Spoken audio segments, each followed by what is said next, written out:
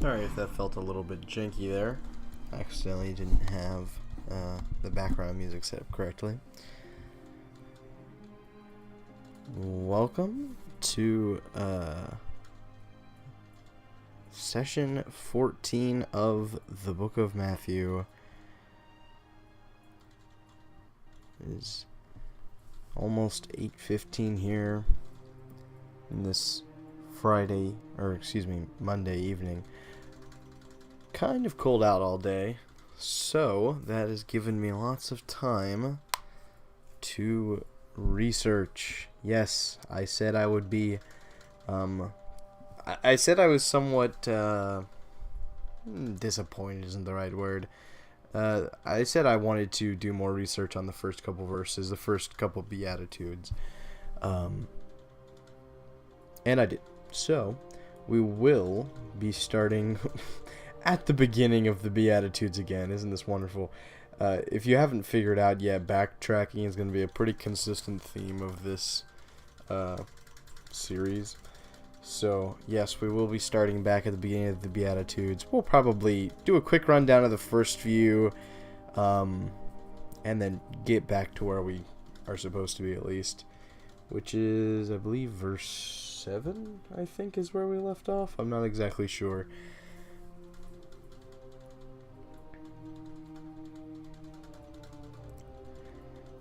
We'll probably wait a minute or two before we jump straight into the text.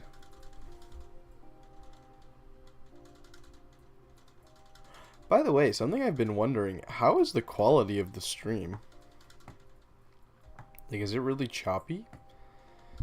These are the sort of things I just have no real idea on my end.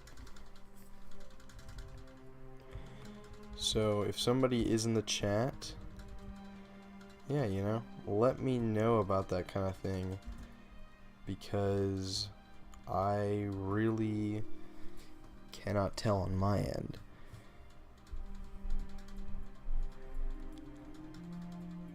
I know we had some issues with the music early on, but I think we've kind of gotten it to a pretty good spot where it's, not too loud, not too quiet. But that can change depending on the song or people's preference. But whatever, we're at a pretty good point. Good quality. Oh, yes, my ceiling fan. I almost forgot about that. They were saying my ceiling fan was really loud in these, actually. So let me fix that real quick.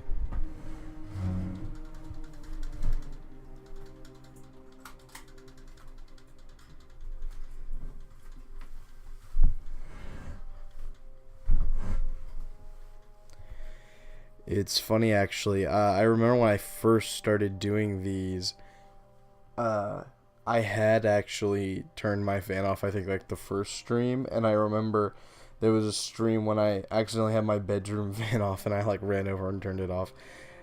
But why is it making that weird noise? Alright, sorry. One sec. I'm going to have to fix this.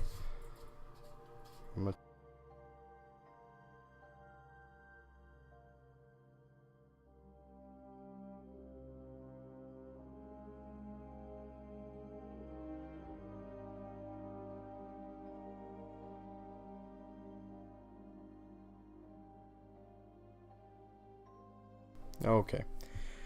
Yeah, my fan is a little bit, I don't know, loud, I guess. It makes, each setting, it makes different noises, so I had to turn it all the way off. Anyways.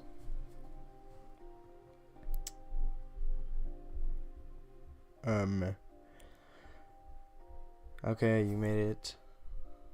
Glad to see you here.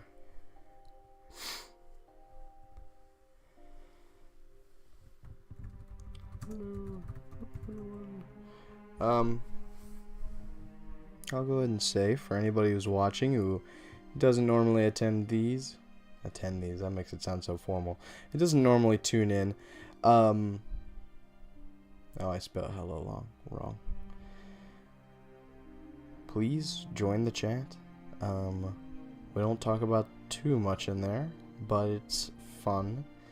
And it gives you a good opportunity to, share your thoughts, help keep me on track, make sure I don't say something really stupid, you know. I might get my facts crossed up every now and then, so I need some people to be double checking me. Probably a good time to remind everybody too, I am not a professional. This is mostly the musings of a young Christian. That would be how I would describe it the best. Okay, it feels so quiet in here without my fan on. Alright, I'm done talking about the fan. Sorry.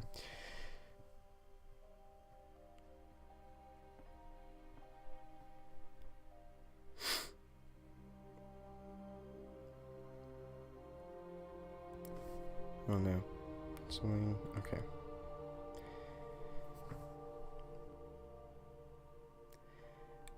But, as I said at the beginning of this, I did do some time, spent some time researching the first couple of Beatitudes, did another read through of this commentary. I actually got this for my, Christmas, I think, or maybe my birthday. They're around the same time. The Wiersbe Bible Commentary, New Testament. Reread through that, thought there were some things that we could touch on there that it had to say. I was most interested in the first Beatitude, the poor in spirit, so I did I say a deep dive, but it actually didn't take me very long. I researched the Greek word a little bit and tried to see, you know, what the different interpretations of the word poor could be and things like that. And I pretty quickly found, I think, my answer, I guess. Found what I was looking for, if that makes sense. More information on that word poor and how it might mean something more than just poor, if that makes any sense. So we'll get into that into just a second. The scriptures, usually I use HCSB, that's Holman Christian Standard Bible. So this is going to be chapter 5. Yes. And this is on the screen right now. It's verses 1 through 12. We'll probably just read, let's do the first 6. I think that's everything we did yesterday. Or last week, sorry. And we'll see what I have to say about those again. A quick context, by the way, in case somebody forgot or wasn't here last week. Jesus was traveling around the land. Crowds were forming, and so then this passage starts. When he saw the crowds, he went up on the mountain, and after he sat down, his disciples came to him. Then he began to teach them, saying, "The poor in spirit are blessed, for the kingdom of heaven is theirs. Those who mourn are blessed, for they will be comforted. The gentle are blessed, for they will inherit the earth. Those who hunger and thirst for righteousness are blessed, for they will be filled." Okay. Yeah, it might be a little bit confusing. We are cutting this passage like weirdly in half. We did half of it last week. We're doing the same half again because I thought there was more we could say. So, jumping right into verse 3, that's where the Beatitudes start, and that is the one that I was struggling with the most. The poor in spirit are blessed, for the kingdom of heaven is theirs. Okay, we were talking about last week how we kind of came to the conclusion that what it's talking about when it means poor in spirit is something along the lines of humble, right? Something along the lines of somebody who knows that they have failings, who knows that they're actually a sinner and poor in spirit and reality, and who, accepts that. It is not, we agreed, it definitely is not meaning something along the lines of like,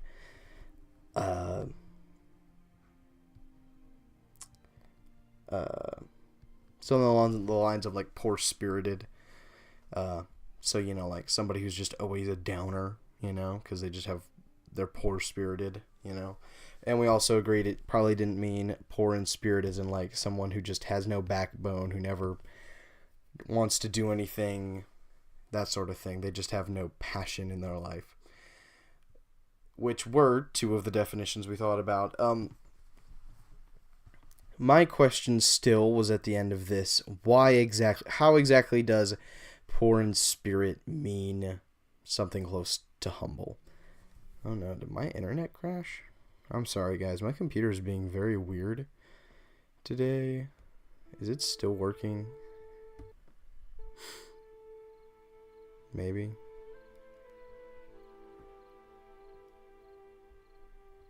Okay, I think so. Looked like it just spiked for like 1 second.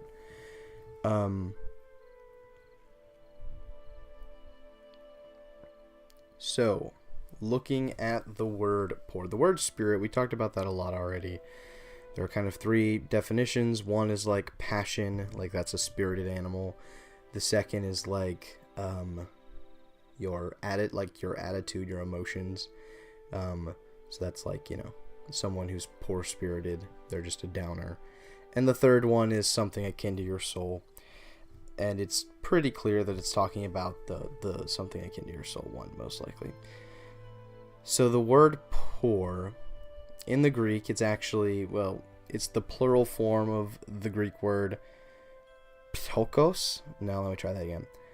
Ptochos. I think that's pretty close. My Greek pronunciation is iffy at best, but I enjoy trying to say it anyways. The plural form is ptochoi. And the reason why it is somewhat important is there are two Greek words that we sometimes translate as poor.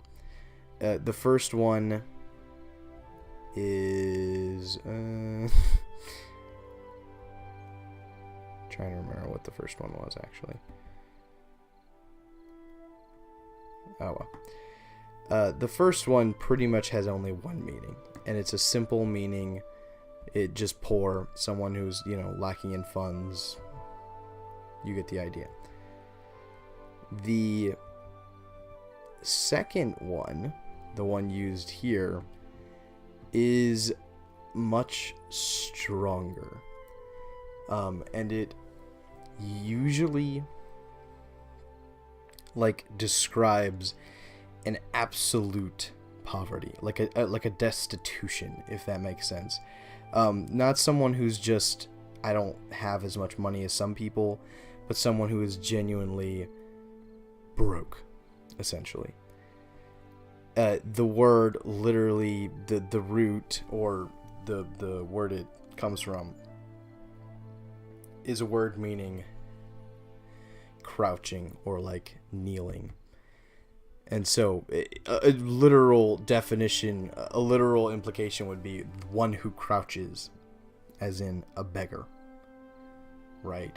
And so the best, I think, translation, even if this isn't technically the best, I think the one that gets the meaning across the most would be something along the lines of the spiritual beggars. If that makes sense, because we don't really have an adjective form of beggar, if that makes any sense. The beggarly in spirit. There you go. Okay, everything is working. So, the poor in spirit would be the beggarly in spirit, the kneeling in spirit, the destitute. And I think that definition, the moment I read that, I said, oh, that makes absolute sense. This is totally what I thought. I honestly feel kind of proud of myself. I almost called this. I remember saying last week, I would have expected it to be something more like the lowly in spirit. And that's basically what the word actually means. It's the beggar, the beggarly, the destitute in spirit. And so what that implies is it's not someone who is...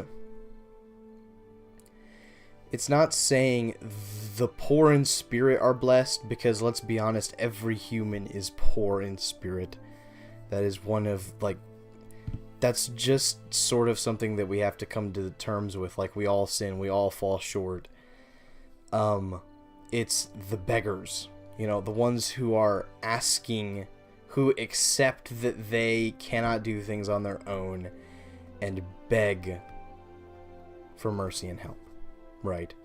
If you apply this, like, you know, if God is the person walking by and we are the beggars, right? You can see how this makes sense. So it's talking about someone who knows they cannot do things on their own, who accepts that, and who searches for someone who can help them, who relies on other people, particularly God, in this context.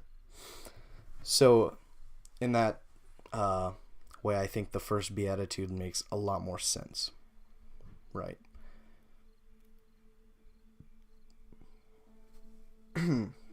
Sorry, excuse me.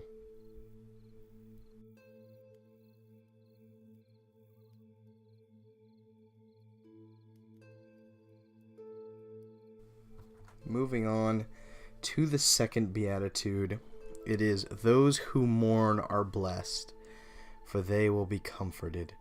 We talked about this one, and I still stand by pretty much everything I had said last week. An additional layer that I had not thought of that was brought up is, in this Wearsby commentary, verses 4, 5, and 6, if you kind of read those, they all kind of have a similar theme of the person who knows they're doing. Honestly, the first one as well, the poor in spirit as well. It's this common theme of someone who knows that life is not perfect and that they are not perfect and that they have problems, and who is willing to ask God for help, right? Almost all of the, you know, the poor in spirit is those who are begging God, you know, those who mourn, those who understand that there are bad things and that they do bad things, right? The gentle, a better translation we talked about, you know, might be the humble, the meek, right? Somebody who asks for help, and those who hunger and thirst for righteousness are blessed. So I think that kind of wraps up the first 6 verses. Just a quick recap, and then I really wanted to talk about the first one again. So moving on to verse 7, we'll read the rest of this section, 7 through 12. The merciful are blessed, for they will be shown mercy. The pure in heart are blessed, for they will see God. The peacemakers are blessed, for they will be called sons of God. Those who are persecuted for righteousness are blessed, for the kingdom of heaven is theirs. You are blessed when they insult and persecute you and falsely say every kind of evil against you because of me. Be glad and rejoice, because your reward is great in heaven. For that is how they persecuted the prophets who were before you. Okay.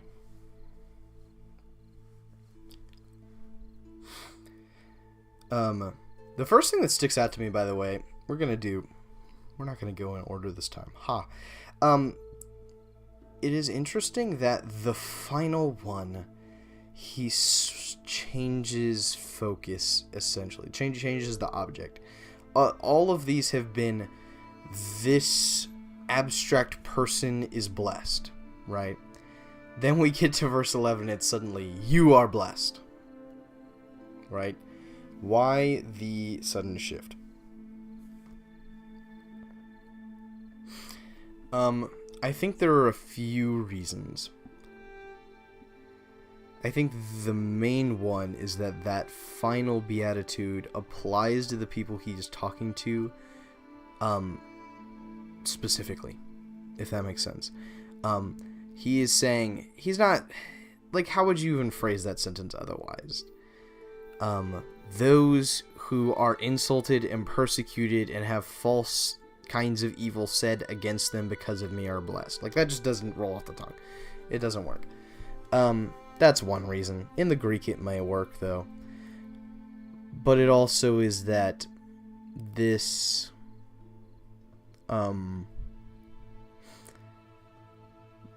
it's sort of a warning call to the people there that, like, if you, not just abstract people. If you are going to follow me, be ready for insults and persecution and falsities, right? And every kind of evil. And that is a blessing, right? Remember that is a blessing. This last beatitude, right, there's even a little extra tag at the end, right? Be glad and rejoice, because your reward is great in heaven. The last one changes focus a bit, in that the last one is sort of like a promise.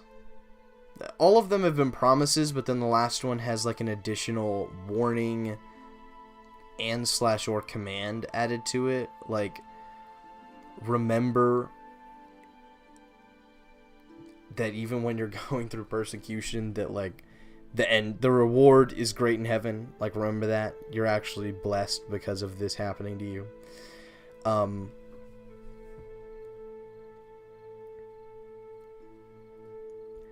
Trying to decide. I think we should probably go back to verse 7, but I did want to. The last reason, I think, partially why he ends with you, is that it's just really good. I lost my word. Really good rhetoric, I guess. That's not really the right word. Like, all of them being those who are merciful are blessed. The peacemakers are blessed. Those who are persecuted for righteousness are blessed. And then suddenly jumping to you are blessed. It kind of paints this picture. It suddenly, when you think about it, you realize that all of those things were talking about you. If that makes sense. Like, it makes the you really, really stick out. And it also, yeah, I think that. But jumping back to verse 7, the merciful are blessed, for they will be shown mercy. The commentary I was reading pointed out the final 5, 6, I don't know. All the Beatitudes from verse 7 on are focused more on the way we deal with other people. Right, the first... Alright, let me count them. 1, 2, 3, 4. The first 4 are focused more on our inward relationship with God, and the last 6 are more focused on our outward relationship with others. Though they're still focused on our relationship with God as well. So, the merciful are blessed, for they will be shown mercy. I think this is probably the first beatitude that genuinely just makes sense. If that makes sense. The first 4 were all sort of, you could say counterculture, counterintuitive even at first glance. This one is the first one that I don't think most people would disagree with. Like, I don't think anyone would say, that doesn't make any sense. I think this is true. Like, in most practical life, you can kind of see this sort of thing play out where, you know, someone who is compassionate to others is more likely to get the same sort of mercy. That might not be it. We're generalizing here. That might not be always the rule, but you can see that play out.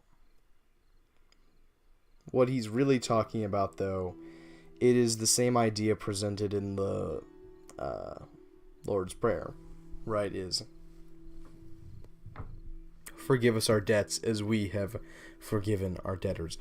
It's a really, really, really common theme, actually, in the Bible, that before coming to God to have your sins forgiven, you need to forgive other people first. This comes up, like, as I said, the Lord's Prayer, here in the Sermon on the Mount. Jesus basically spells it out. I think it was Jesus at one point, like, if you have a quarrel with a brother, don't go to the altar to pray. First solve the quarrel and then come back. I think Paul talks about it too.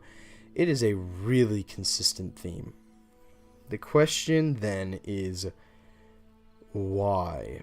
I guess, like, what does this tell us, you know, other than just that we should be merciful to people?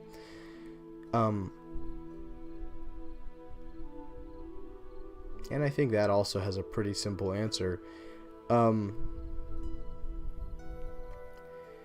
Why should someone give you mercy if you're not willing to give it to other people? This comes all the way back around to, that golden rule. Do unto others as you would have them do unto you, show others mercy so that you will be shown mercy. There's a really great parable we will get to someday.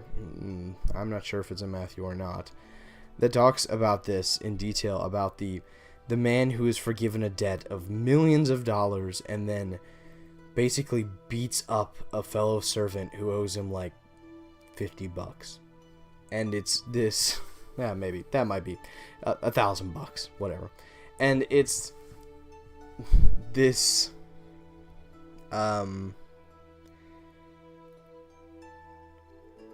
always a good warning, I think, because it is very easy for us as humans. One of our strong suits, I would say, seems to be being... I don't know why hypocritical doesn't ever sound right in my ears, but that is the right word. Being hypocrites. I would say, in my experience, like, after being prideful, being hypocritical is probably like the second most common thing people have issues with.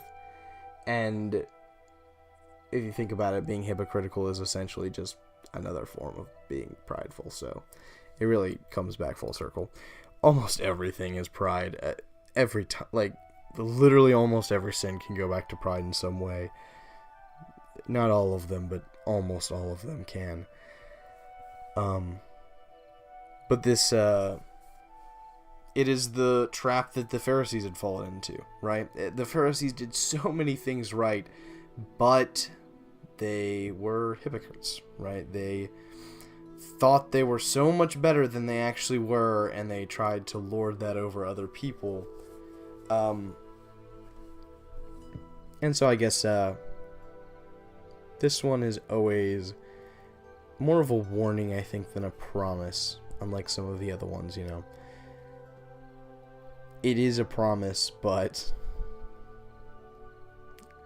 this is actually probably one of the hardest ones, right? To be consistently merciful is pretty difficult because we also like to hold grudges as humans. That's another thing we're pretty good at. We have a lot in common with dwarves, I guess, I wonder why, but holding grudges is one of those things we are also quite good at. Moving on to verse number 8. The pure in heart are blessed, for they will see God. I thought I heard a different translation of this. I really liked this verse 8. Was it my interlinear?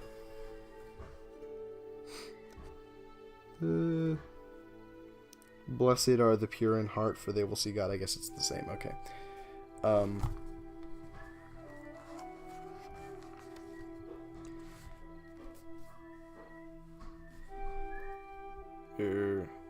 Let me take a drink of this water. My throat is kind of sore.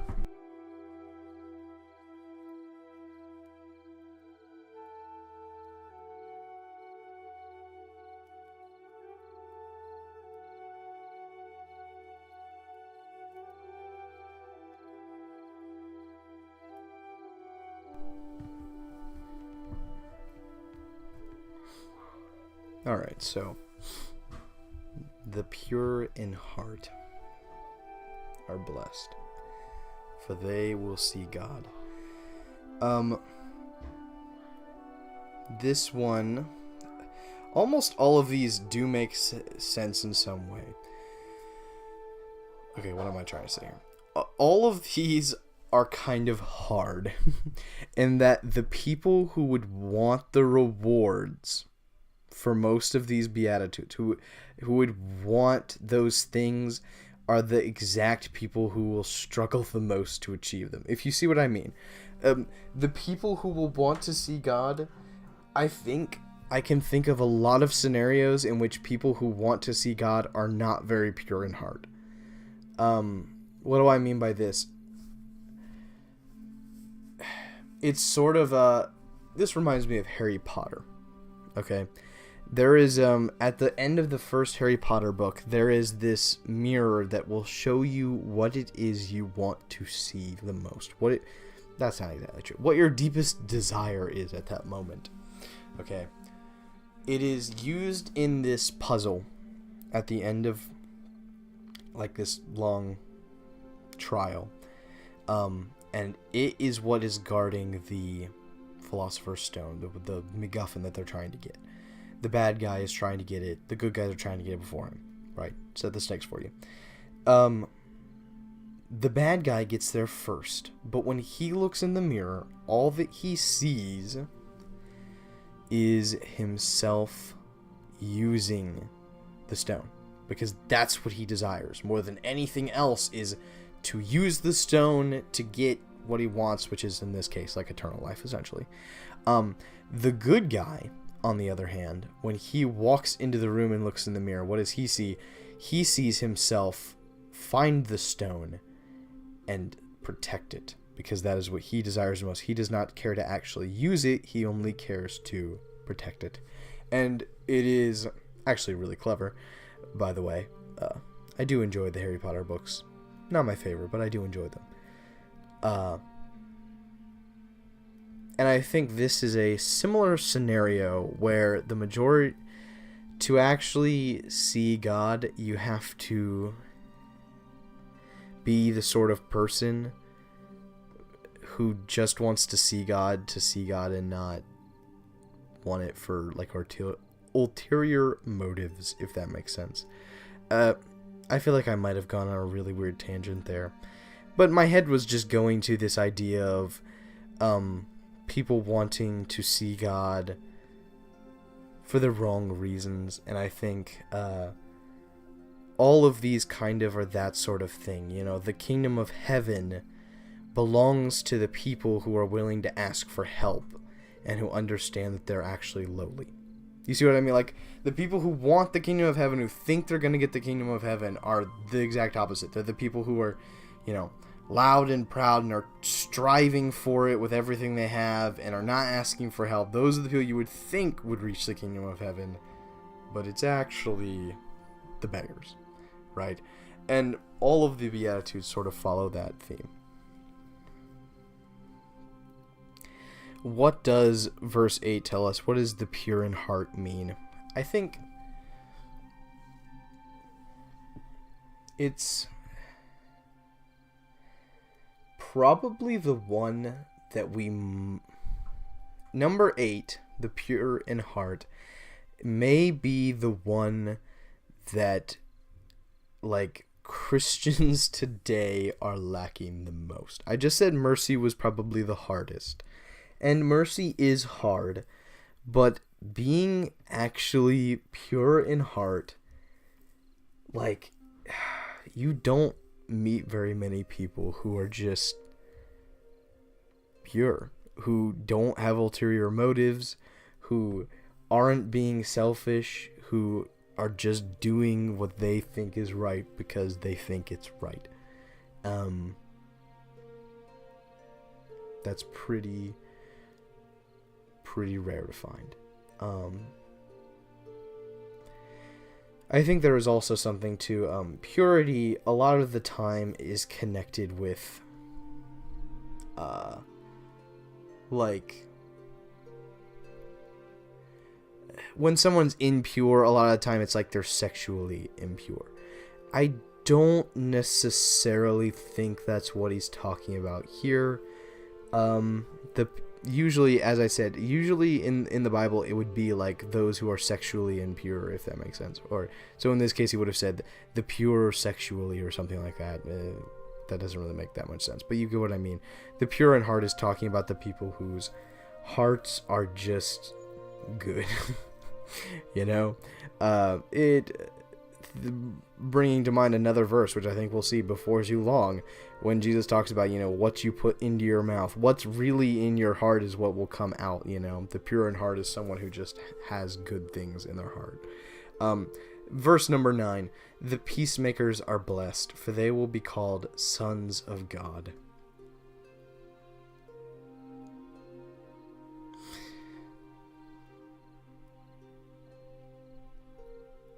it is also worth noting that 7, 8, and 9 all kind of follow a trend. If you are being merciful to others, being merciful is a very pure and good act. You cannot be merciful and have like an ulterior motive behind your mercy. Like 99% of the time that just won't work, because mercy is a very selfless act. You then see a very similar thing, right? Verse 9. If you're pure of heart, you are going to be a peacemaker, not someone who causes strife, because if you're not in it for your own selfish gain, then what strife is there for you to cause, you know? The peacemakers. It's important to note, the peacemakers is not talking about... It's funny, peacemaker sounds like some kind of really cool sci-fi military or something. In fact, I think it in the is it the Hunger Games, where like the police officers essentially of the Hunger Games world, maybe more like police officer is too soft, like the CIA maybe of the Hunger Games world. I think they're called peacekeepers. That's sort of what this sounds like, right? You know, the peacemakers. I will admit that for me at least, my first image is something like that. It just is a cool sounding name, what can I say? And I think some people do actually think it means something more akin to that, in that it's the people who are, you know, fighting for peace almost, which is such a funny backwards logic. And I mean that, like, I don't mean that figuratively, like as in, oh, you know, I really badly want peace. It's like I'm literally arguing with people so that I can try to have peace, which just doesn't work.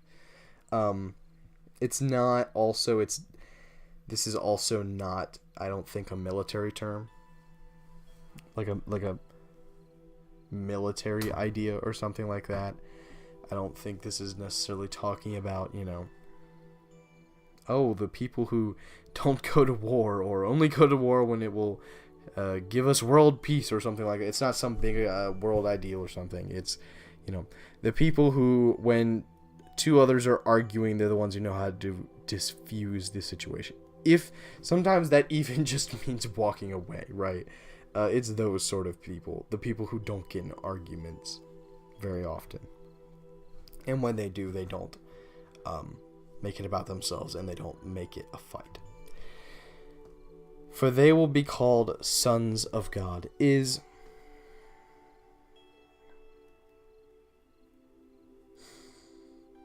interesting, because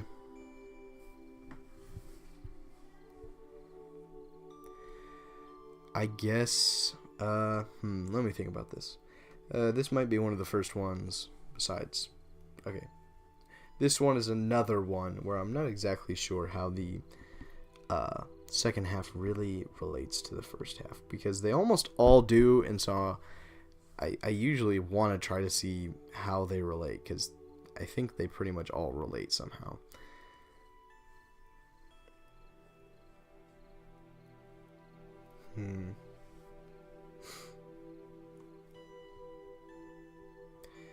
I guess it, to a degree, there's a sort of a backward logic here where, like, if you're a son of God, then you need to be a peacemaker kind of thing. Like, if you really want to call yourself children of God, if you really want to call yourself a Christian, right, then you need to be a peacemaker. Because that's basically what Christian means. Not exactly. It means something more along the lines of little Christ, but that's almost what son of God means. So, those who are persecuted for righteousness are blessed, for the kingdom of heaven is theirs. Okay.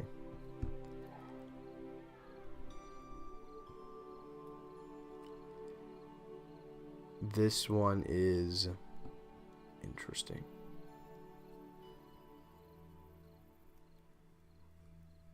This one and the next one kind of, I think, are the same message.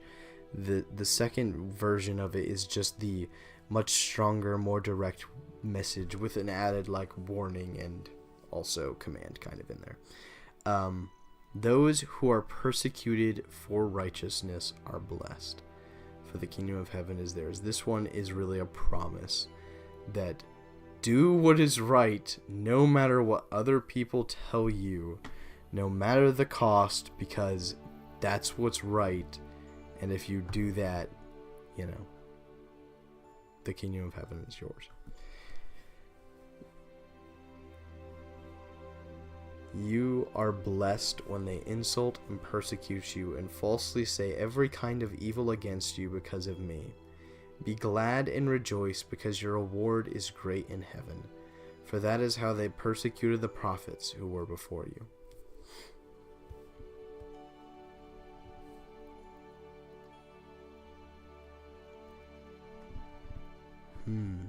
So, this is, Jesus kind of reiterates this almost word for word after the Last Supper to his disciples, more specifically. I wanted to say this.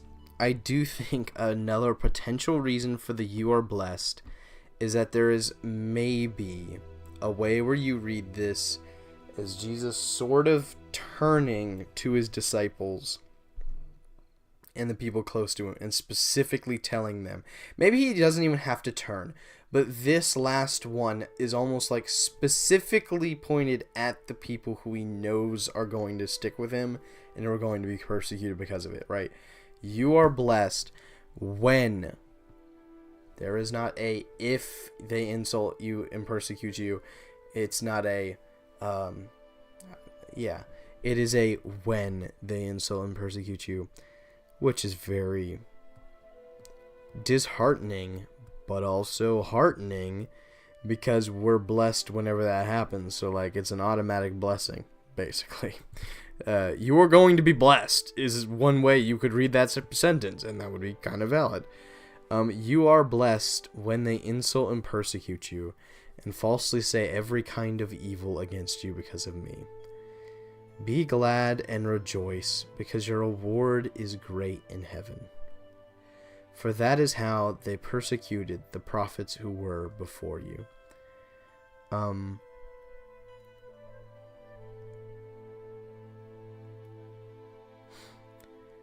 It is something that Jesus brought up multiple times, once again, is that as his follower, people are not going to be on your side most of the time. And that is something you just kind of have to accept. That does not mean that, as a Christian, you're not going out of your way to make people hate you. That is absolutely not what your goal is. You are also... It is also, I think, less so individual people most of the time, and more so, regimes that will hate Christians more often than not.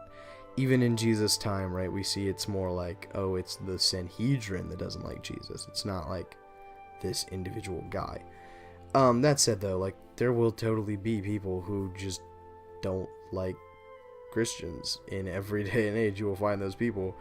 The same can be said of every religion, basically every movement or group of some kind, because people have different opinions, and if people join different groups, and they're just going to automatically be opposed to each other sometimes. There is, though, a definite specific conflict between God's people and the world that is always going to be there, and is not really surprising, to be honest. It's kind of been there since the beginning of when God first landed, first dropped humans on the earth. It's been there since the beginning, is that there's going to be a lot of, there's a force trying to work against us. Always there's been that evil force. In the garden, it's literally just a serpent. In Canaan's history, it's the Canaanites, and then the Hittites, and then it's the Babylonians, and then it's the Assyrians, and then it's themselves, because they're terrible. And there will always be the opposition. until there isn't, on the last day. But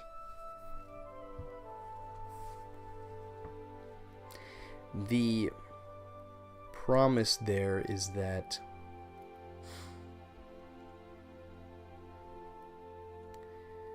the important thing to know is the why. Why are you being insulted and persecuted and people saying false things against you? Is it because of Jesus, or is it for a different reason?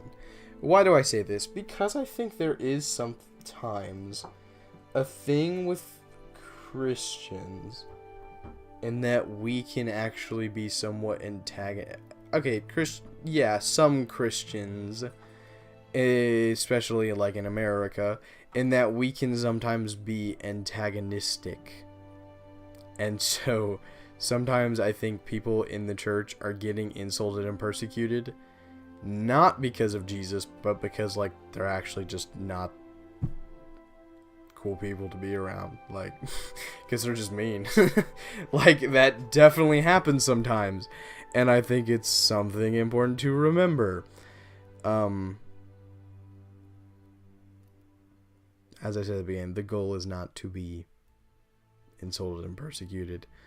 Really, it's to be insulted and persecuted because of Jesus, because you're so on fire for Jesus, because everything you do is so Jesus that they persecute you. And the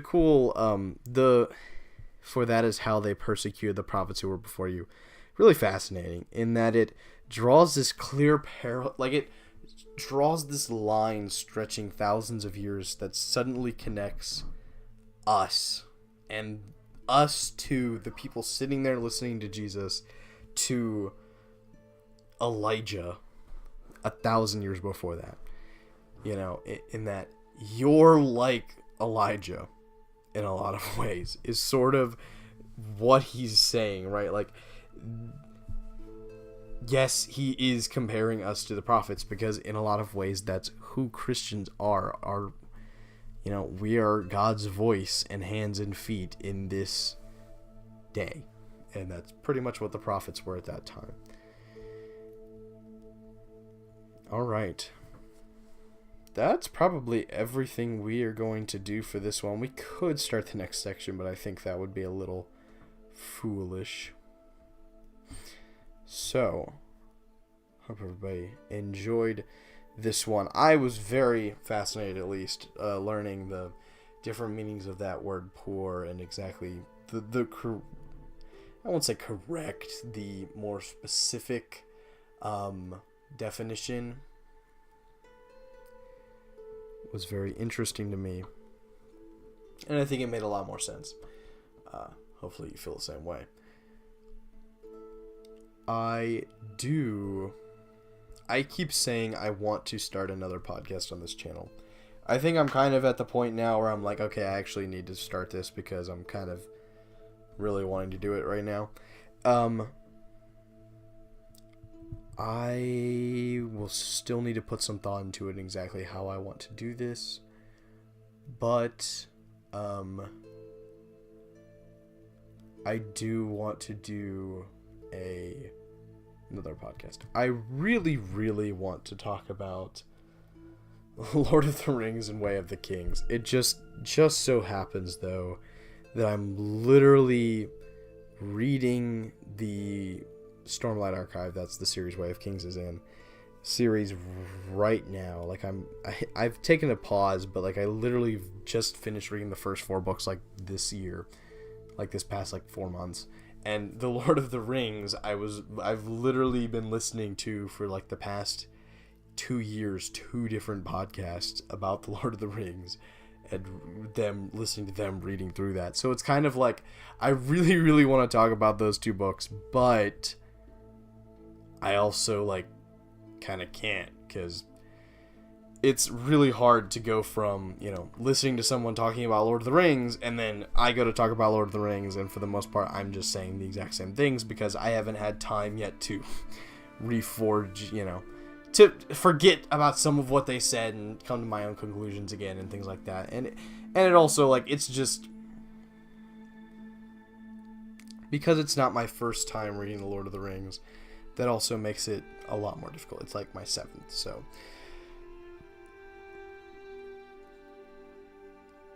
I will have to think about it. I am probably torn between either just giving Lord of the Rings another try in some way or form. Maybe we won't do the exact same thing. Maybe it'll be more sort of a video essay sort of thing where like I have an idea already made and I just, talk about that idea for 30 minutes or whatever. The other option is to do like a different book that I haven't read ever and do like a first time read, which I also think sounds like a lot of fun.